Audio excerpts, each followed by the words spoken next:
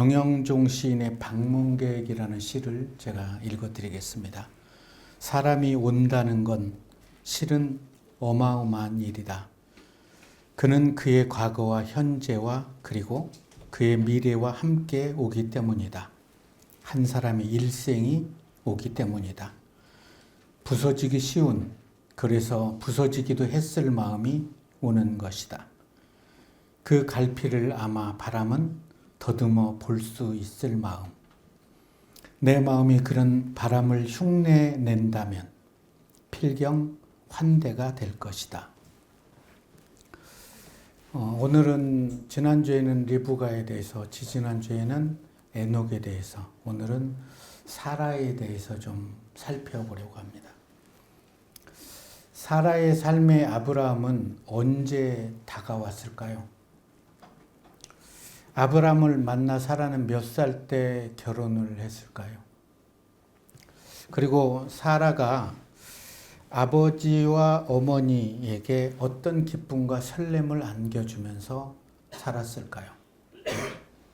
사라의 삶을 이렇게 쭉 들여다보면 아브라함 이야기는 창세기 11장 후반절부터 25장까지 이렇게 쭉 나오게 되는데, 그 장에서 사라의 삶을 이렇게 들여다보면 정현종 시인의 방문객의 시처럼 부서지기도 쉬운, 그래서 부서지기도 했을 그런 마음을 안고 살았던 애잔한 여인이었던 것 같아요.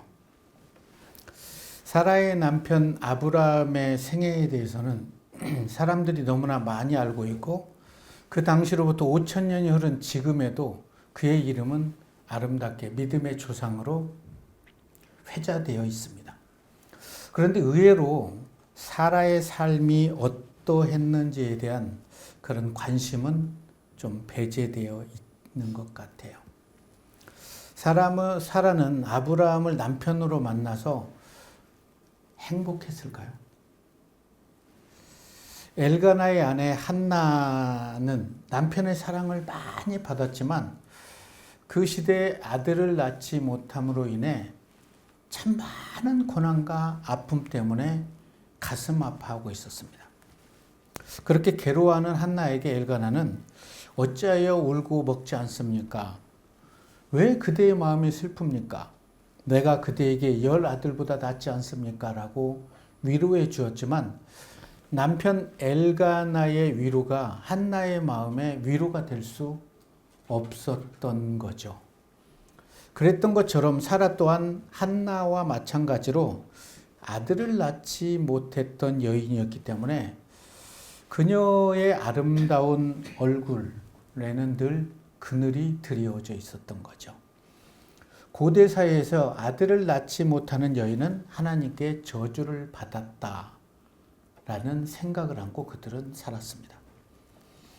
사라는 아브라함과 결혼을 한 후에 아들을 낳지 못함으로 인해서 시어머니, 시아버지에게도 많은 부담을 받았을 거예요. 그리고 아브라함의 형 하란도 자녀를 낳고 아브라함의 동생 나홀도 자녀를 낳았는데 자신만 자녀를 낳지 못해서 아브라함의 대를 끊어버릴 것 같은 저주받은 인생이기 때문에 아마 사례가 20살 정도에 결혼했다면 70년이 지난 90의 아들을 낳거든요. 그러면 50여 년간 아브라함을 만나서 그녀의 얼굴에는 웃을 수가 없었던 거예요. 참 아프죠. 사람들은 하나님의 소명을 받고 고향과 친척 아비집을 떠난 사람 아브라함을 믿음의 조상이라고 칭찬을 합니다. 그런데 그런 믿음의 조상 아브라함의 아내가 되어서 살아가는 사라의 삶은 행복했을까요? 아니면 부담으로 다가왔을까요? 어느 날 하나님의 부르심을 받은 아브라함은 흥분된 표정을 하면서 여보, 내가 하나님을 만났어. 하나님께서 본토 친척 아비집을 떠나서 떠나라고 하셨어. 그러면 내가 복의 근원이 되고 하나님이 나를 통해서 위대한 일을 행하신다고 했어. 이제 내가 모든 가족에게 얘기해서 떠날 거야. 이런 아브라함의 말을 들은 아내 사레는 아 그래요? 하고 기쁘게 따랐을까요? 히브리서 11장 11절에는 믿음으로 사라 자신도 잉태하는 힘을 얻었으니 그 여자는 나이 늙어 단산하였으나 약속하신 분을 신실한 분으로 여겼기 때문이라고 믿음의 반열에 사라의 이름을 올려놓습니다. 사라의 신앙은 나이 늙어서 단산을 해서 아이를 낳을 수 없었죠. 그런데 잉태하는 힘을 얻어서 어머니가 됐다라고 히브리 기자는 기록합니다. 사라의 이름의 뜻은 귀부인, 황태후라는 의미를 가지고 있습니다. 하나님께서 사레를 사라로 바꿔주셨죠. 그래서 사라는 황태후, 귀부인의 이름에 걸맞는 삶을 살아가기 위해서 넉넉히 한 걸음 한 걸음 믿음의 길을 걸었던 여인이었던 거죠. 90세에 이르러 아들 이삭을 낳죠. 그리고 아들과 함께 37년의 행복한 삶을 살다가 127세에 막벨라굴의 장사를 지내게 됩니다. 오늘 함께 은혜 나눌 말씀은 창세기 17장 15절에서 19절 말씀입니다. 하나님이 또 아브라함에게 이르시되 내 아내 사레의 이름을 사레라 하지 말고 사라라 하라.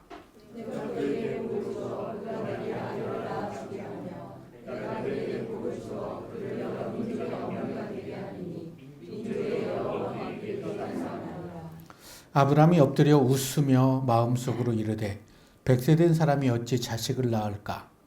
사라는 90세니 어찌 출산하리요 하고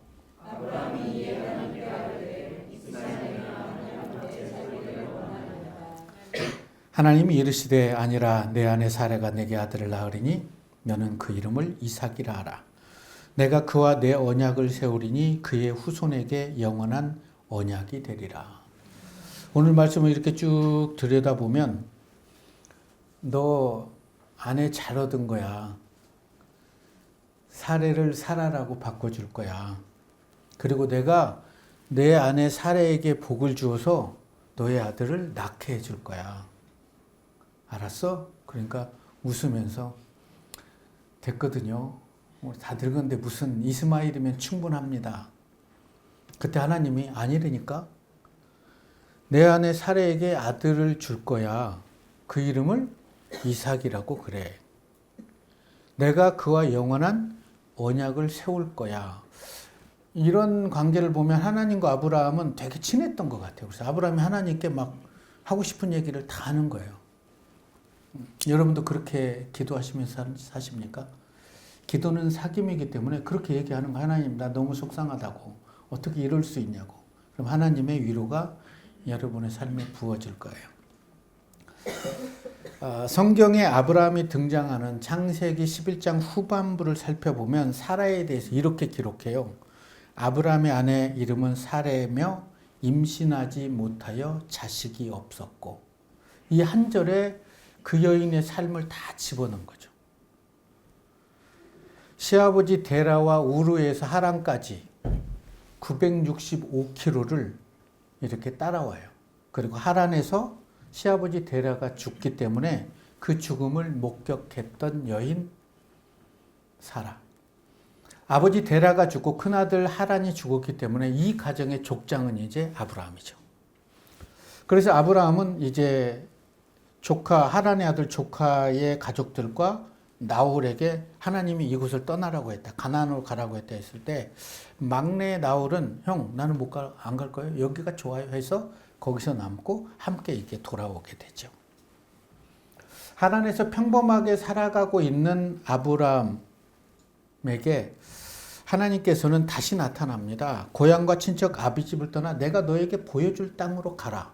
그 말씀에 아멘하고 하란에서 640km의 거리를 가나안인 그 거리로 불평 한마디 없이 사레는 또 아브라함의 말을 듣고 따라가게 됩니다. 자, 아브라함이 가나안에 왔어요. 가나안에 왔는데 극심한 가뭄이 있는 거예요. 그러면 목축업을 했던 아브라함은 동물들이 다 죽어나갈 지경이기 때문에 나일강이 흐르는 애굽으로 길을 내려가게 되죠. 살기 위해서. 근데 애굽에 가까이 갔을 때 아브라함이 남편으로는 해서는 안 될 말을 아내에게 하죠. 내가 보기에 당신은 너무나 아름다우니까. 그때 사라의 나이는 65세죠. 아브라함의 나이가 75세. 65세가 뭐가 아름답냐 하겠지만 우리 시대로 보면 아브라함은 175세 이렇게 살기 때문에 50%를 감하면 사례는 32세 정도의 아름다운 여인이었어요. 당신이 너무 아름답기 때문에 내 아내라고 하면 나를 죽이고 빼앗아갈 것 같으니까 나의 누이라고 얘기를 해달라. 여러분의 남편이 아브라함처럼 여러분들이 그런 얘기하면 어떻게 될까요? 방금 상상했던 그런 일들이 펼쳐질 것입니다. 그런데 사례는 그냥 순종을 하게 되는 거예요. 그렇다면 왜 아브라함은 사례를 자기 아내인 것을 숨겼을까? 고대 시대에는 남의 아내를 빼앗기 위해 그 여인이 너무 아름다우면 남편을 죽이는 일이 종종 벌어졌다는 거예요. 이게 무풍지대죠. 자신의 아내가 너무 아름다워서 자기가 죽을까 봐 아내를 동생이라고 속였던 아브라함. 아브라함은 하나님을 의지하기보다는 세상의 문화를 의지해서 아내를 누이로 속이게 되는 거죠. 이게 하나님을 따랐던 믿음의 행진을 했던 아브라함의 민낯이기도 해요. 아브라함은 자신에 나타난 하나님은 믿었지만 하나님께서 어떠한 상황 속에서도 하나님께서 자신에게 말씀하신 그 말씀을 이루실 거라는 것을 믿지 못했던 것 같아요. 그래서 사라가 자신을 오라비라 말해 줌으로써 자신의 생명을 보호할 수 있을 것이라 생각을 했죠. 그것도 한 번도 아니고 두 번이나 그런 일이 펼쳐지죠. 그럼에도 불구하고 하나님께서는 사례를 통해서 아브라함의 후손을 이어가야 되기 때문에 사고는 아브라함이 치는데 그 사고를 하나님이 다 케어해 줍니다. 바로 왕을 혼내고 그라랑 아비멜렉을 혼내서 그 여인을 건들지 마라. 건들면 죽어. 이렇게 해서 살려주고 많은 재물도 아브라함에게 허락하게 된 거죠. 이걸 통해서 아브라함은 하나님은 이 시대의 최고의 왕도 꼼짝 못하시는 하나님이구나를 조금씩 경험하게 돼요. 내가 너로 큰 민족을 이루고 내게 복을 주어 내 이름을 창대케 하리라. 너는 복의 근원이 된다. 라고 자신에게 하셨던 그 말씀을 아브라함은 언제 정도에 깨달을까요? 75세 이후에 한 60여 년이 지난 후에나 이삭을 모리아산의 제단으로 바칠 때 깨달았던 것 같아요. 그런 걸 보면 예수 믿은 지 한 60년이 안 되면 위로를 받으셔도 됩니다. 위로를 받으셔도 돼요. 언약의 땅에 가나안에 10년이 지났을 때도 하나님께서는 사레에게 아들을 주지 않는 거예요. 하나님께서 아브라함을 통해 큰 민족을 이루시겠다는 말씀을 믿고 사레는 10년 동안을 넉넉히 기다린 거예요. 그러나 아들을 주지 않아요.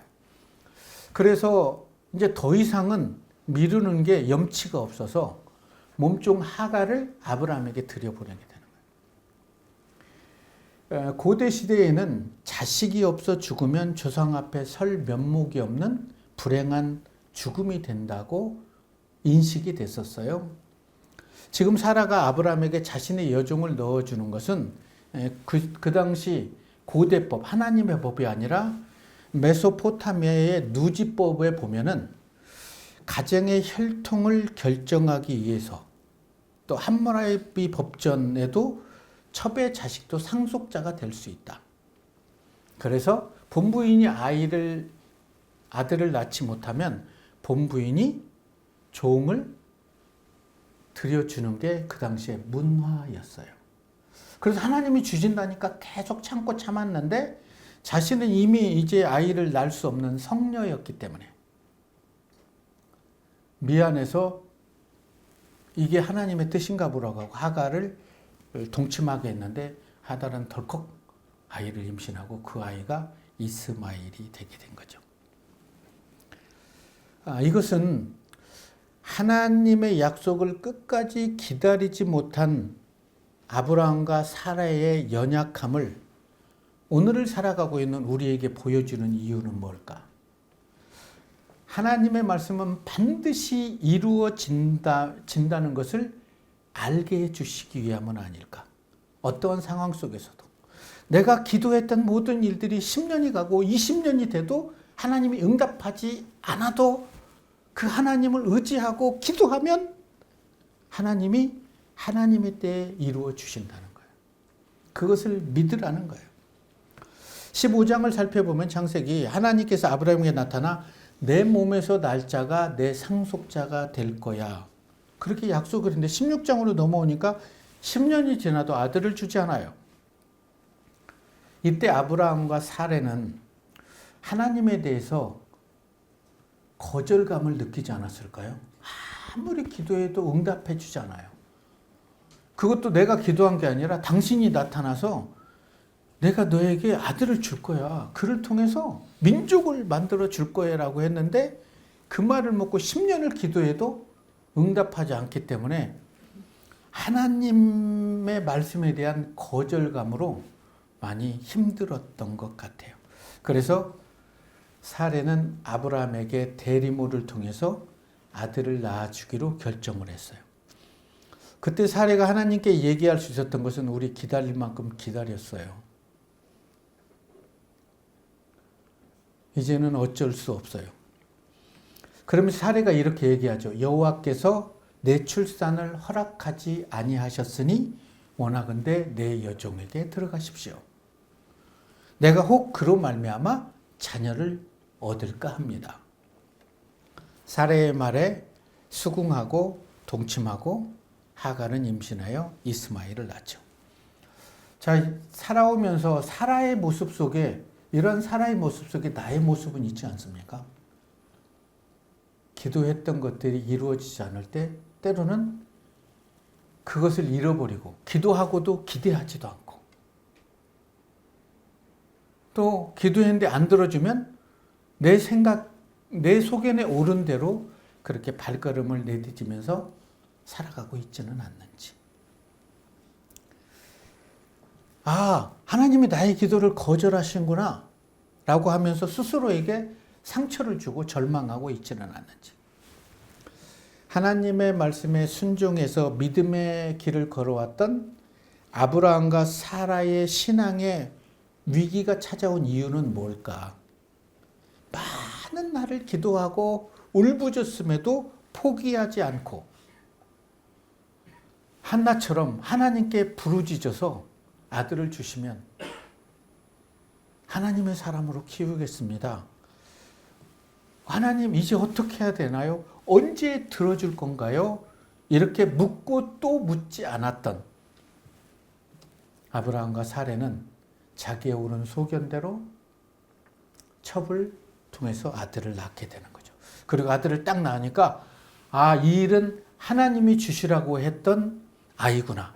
이 아이를 통해서 위대한 일을 펼쳐가겠구나 하면서 이스마엘로 만족하고 안주했던 이들의 모습을 하나님은 어떻게 평가할까요? 이스마엘이면 충분합니다. 하나님은 아니다. 이스마엘을 낳고 13년 동안 아브라함의 얼굴에는 기쁨과 웃음이 가득했지만 사레는 행복했을까요? 하갈이 또 이방 여인으로서 만만치 않은 여인이었거든요. 그때 이스마엘 낳고 13년이 지난 후에 하나님께서 다시 나타납니다. 그래서 이렇게 얘기해요. 나는 전능한 하나님이다. 너는 내 앞에서 행해서 완전해라. 이 말은 뭐냐면 너 왜 내 말을 그렇게 무시하니?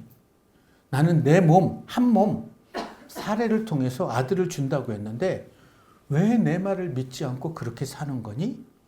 라고 얘기를 합니다. 이때가 아브라함 나이가 99세고 사레의 나이가 89세였죠.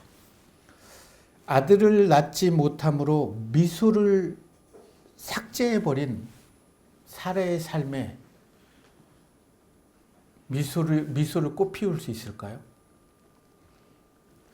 고향과 친척을 떠나서 아브라함이 우르에서 하란으로, 하란에서 가나안으로, 가나안에서 애굽으로, 애굽에서 오빠라고 부르라 하고 이런 모든 것들을 넉넉히 참고 기다렸던 것은 사레가 아브라함을 존경했기 때문이 아니라 고대 사회에서 아들을 낳지 못한 여인이었기 때문에 그럴 수밖에 없었다는 거죠. 이것을 인문학적인 용어로 닭대가리 같은 아브라함은 그 마음을 몰랐던 거예요. 그러니까 사례는 늘 아프게 되는 거죠. 89세가 된, 90세가 된 사례를 바라본 아브라함의 마음은 어떤 마음이었을까요? 아무런 마음도 갖지 않았던 것 같아요. 이스마엘이 있으니까. 그렇다면 이러한 삶을 살아온 사라를 하나님은 어떻게 바라봤을까요? 처음 하나님께서 아브라함에게 하신 말씀, 내가 너로 큰 민족을 이루고 복을 주어 내 이름을 창대케 할 건데 내가 복이 될 것이다. 이렇듯 엄청난 축복을 받았음에도 하나님의 말씀을 기다리다가 지쳐서 환상 중에 나타나신 하나님께 주 여호와여 내게 무엇을 줄 겁니까? 나는 자식이 없습니다. 내 상속자가 나의 종 다메섹 엘리에셀입니다. 라고 푸념할 때도 아니다. 그 사람이 내 후손이 되지 않는다. 그러면 하늘로 데려가서 까만 밤에 별을 바라보라. 물별을 셀 수 있니? 이렇게 내 후손을 내가 줄 거야. 라고 달래고 또 어루만지니까 성경에는 아브라함이 하나님을 믿었다라고 기록합니다. 그래서 하나님이 의로 여겼다라고 기록해요. 이 일이 있은 후에 아브라함은 어떤 행동을 했을까요? 사라의 말을 듣고 하갈과 동침해서 이스마엘을 낳았어요. 이 아이를 통해서 무별처럼 셀 수 없는 생명을 주겠구나 라고 하면서 기뻐하는 아브라함을 바라본 사레는 애잔했겠죠. 하나님께서 하신 말씀은 정확했어요. 내 몸에서 날짜. 그리고 다시 찾아와서 얘기하죠. 내 아내 사레의 이름을 사레라 하지 말고 사라라 하라. 내가 그에게 복을 주어 지금 이스마엘이 13살이나 됐는데 아들을 줄 거고 그에게 복을 줘서 그를 여러 민족의 어머니가 되게 하리니 민족의 여러 왕이 내 아내 사레에게서 나올 거야. 너 아내 잘 만난 거야. 라고 얘기를 해주는 거예요. 이때 아브라함의 반응은 웃어버린 거예요. 요즘 말대로 하면 헐이죠. 헐. 100세가 됐는데 내가 그리고 사라가 90세인데 어떻게 출산해요? 라고 얘기를 하는 거죠. 이스마엘로 족하다는 아브라함의 반응을 하나님께서 왜 단호하게 거절했냐면 이스마엘은 언약의 백성이 될 수 없었기 때문이에요. 히브리인의 혈통은 아버지로 이어가는 게 아니라 어머니로 이어가요.